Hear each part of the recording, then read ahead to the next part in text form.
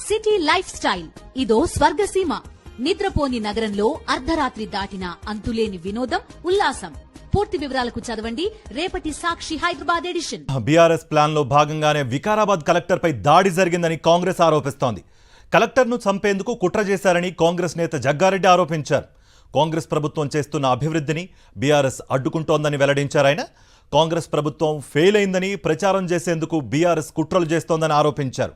మరోవైపు రైతులకు మద్దతుగా నిలిస్తే తప్ప అని ప్రశ్నించారు బీఆర్ఎస్ వర్కింగ్ ప్రెసిడెంట్ కేటీఆర్. తనను అరెస్ట్ చేసేందుకు ప్రభుత్వం ప్రయత్నిస్తోందని ఆరోపించారు.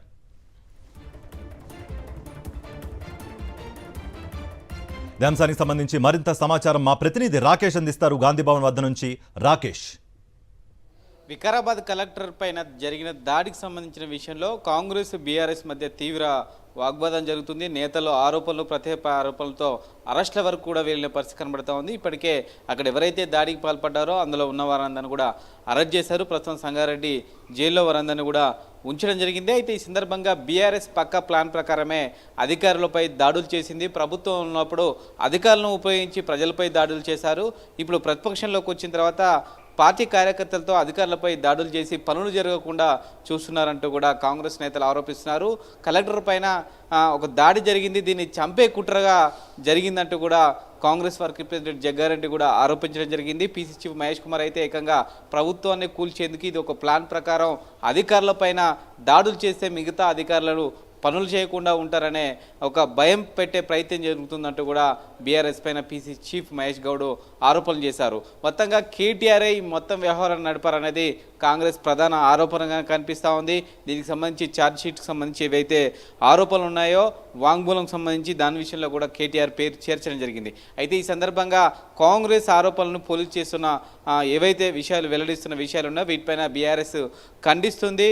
రైతులకు మద్దతు నిలిస్తే తప్ప, ప్రతిపక్ష పార్టీగా రైతులకు మద్దతుగా ఉన్నాం, ఫార్మా కంపెనీల కోసం తీసుకుంటున్న భూములకు వ్యతిరేకంగా పోరాటం చేస్తే తప్పేంటి, దీన్ని ఉద్దేశపూర్వకంగా రాజకీయ కుట్రగా కాంగ్రెస్ పార్టీ ఆరోపణలు చేస్తూ ఉన్నట్టు కూడా కేటీఆర్ ఆరోపణలు చేస్తున్నారు.